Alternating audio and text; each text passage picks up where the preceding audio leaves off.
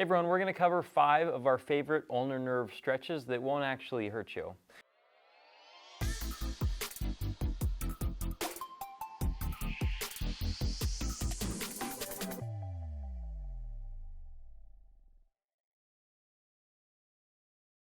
My name's Sebastian and this is Don.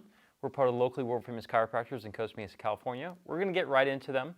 Number 1, we need to first explain a little bit about the ulnar nerve and how it moves a little bit so you can understand the parts and why we're doing these things. Okay, can you hold that for a sec, Don? We'll put it around your neck. There you go. Bring your arm out like so. Okay, so essentially this is a nerve. Okay, and so ideally what we want to do is we don't want to stretch the nerve. Okay, there you go, perfect. So she's stretching that way and she's going to stretch her fingers back. We don't want to do things like this. And also, we don't want to do things like the owl stretch. Oh. She didn't like that already. Owl stretch. And you don't want to compress the nerve. Okay, nerves that are under a little bit of trauma don't like compression and they don't like stretch. So with that being said, the exercises or stretches we're going to cover are actually going to help take load away from the nerve, take pressure off of it, and make it so it slackens and gives the nerve a little bit of time to heal itself so you can actually feel better. By the way, if you're looking for more information on this in detail, we do have a book that's going to pop up in the corner. It's everything we know about the ulnar nerve in one place. Let's cover mid-back stretching first, and let's go over the low kneeling version. Okay. So this is something that most everybody can do at home. Slide back to me a little bit, Don. All right, so hands behind your head, interlace the fingers, and since she has a bun there, interlace your bun. Or is that a pony? It's a bun. It's a bun, okay? So what she's gonna do first is glue her elbows down to the floor and don't let them move as she sits back and deep. I can see Dawn has a lot of hip range of motion here, so we're going to take that away from her. Go ahead and come up to the top of it for a little bit for me. Walk your elbows forward, walk them together. There you go, and then sit back again. So now I've robbed her of some of this hip range of motion and we're exclusively getting a little bit more range and mobility into the mid-back. Now what you guys may feel at home is more of a stretching into the tricep area, the lat, and then maybe a little bit into here. If you're feeling it into the problem area, into the neck, into the top of the shoulder, or into the low back, there's variants of this exercise you can do, or in the other video that we had, we showed a version on a foam roller. However, this is a really easy way to do it. Sit back there for me, pause, and can you breathe into my finger? Breathing helps to deload some of the nerves pressure points in the neck, such as at the scalenes, which are accessory respiratory muscles. Go ahead and come back up for me, Dawn. How'd that feel for you? That was good. That was like right in between my shoulder blades. There you go, in a good way. Yeah. There was a little bit of like sometimes the floor can get you right here, but the moment you said bring my elbows in, it took the pressure off of there. Yeah, so setting yourself up for success before you go through the movement of the exercise is ideal. You should feel better afterwards. I do. I feel lighter. Good. The second one we're going to cover is actually opening one of the nerve holes in the side here, and the exiting nerves. Go ahead and turn to the side there for me, Don.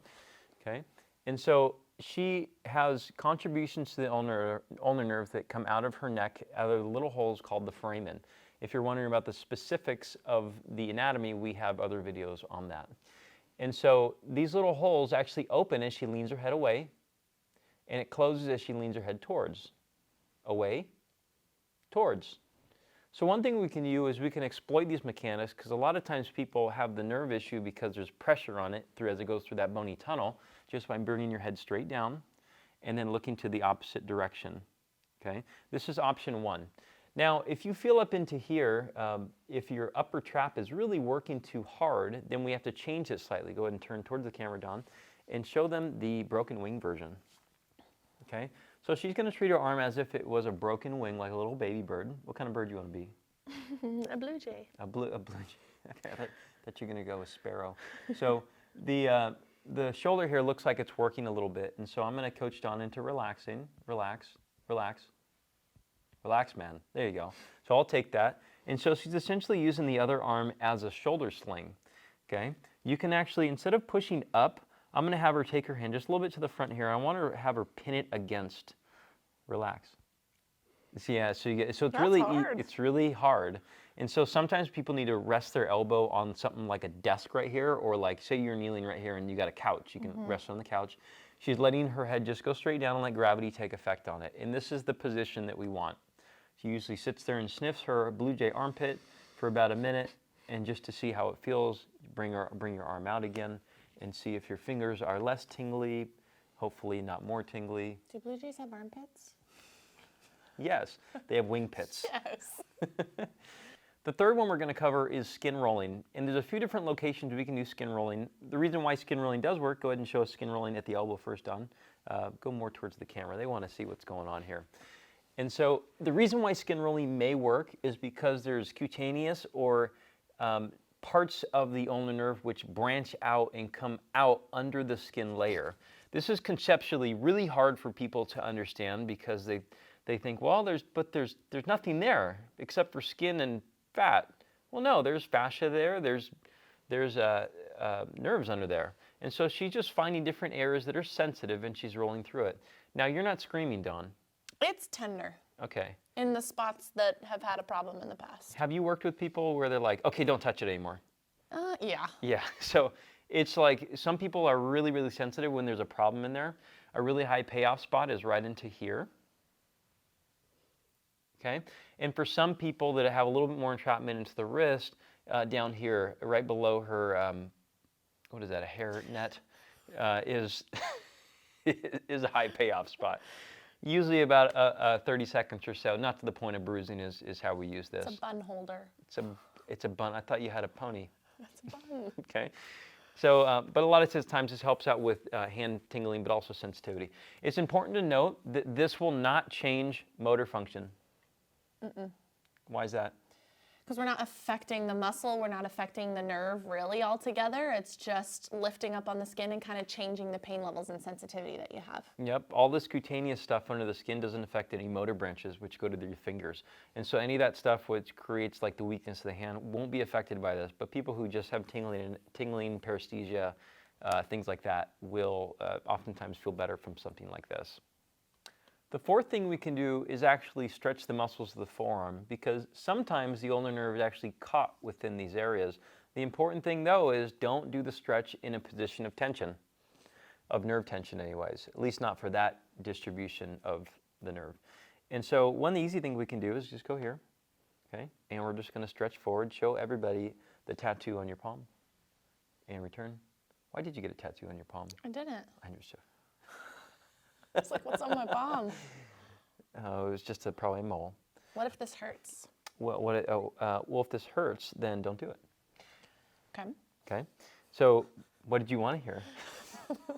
There's sometimes ranges you can get to before it starts to hurt. Like maybe you feel forearm stretching here, here, here, but once you get to the end, you might feel that like pinky ring finger issues. So work within the range that maybe feels good for you, and maybe after 5 to 10 reps, you might be able to get to that. Yeah, and normally people will feel the stretch here. You shouldn't feel it in all these other spots. You shouldn't feel it in your fingers. And actually, if it does trigger your problem, instead of going all finger stretch, why don't you just try these two? We can just leave the whole like pinky and ring out of the equation. Because potentially, this actually does create tension across at the tunnel of Guyon where the ulnar nerve can be entrapped. But if that's the problem, then just eliminate them. This does make my forearm stretch more. This one, for some reason, doesn't. There you go. I said don't do it. Okay, so the last one we're going to cover is sliding. I'm going to show this to you guys, or we'll show this to you guys, but we really don't want you to do it. Because quite honestly, people who do ulnar nerve flossing or sliding exercises tend to get it wrong, and they end up doing something called a tensioner. Okay, but this is essentially what it will look like, and this is something that makes a lot of people feel really good if you can identify the location of the probable entrapment, or they should feel better after. What are you doing? Sliding. She's sliding. So this doesn't look like a very common sliding exercise for the ulnar nerve. What does it usually look like? That's right, that's a tensioner. Yeah. That's a tensioning exercise, which a lot of times makes people feel worse. A lot of times people do this too, right? Which is, this is kind of this is a median nerve tensioner, right? It probably isn't inherently wrong, but I don't think it's specific to what the problem is. And so Dawn's doing one specifically for the entrapment at the elbow. Why is that? Why are you doing this weird thing? Well, so like you, there's so many answers I could give for that one, but ultimately there are different areas that the ulnar nerve can get entrapped, and this one specifically that we're showing is where it goes through the elbow tunnel. And a lot of times people will think that that's where the problem's coming from, so you can do this and see if it helps you. Yep.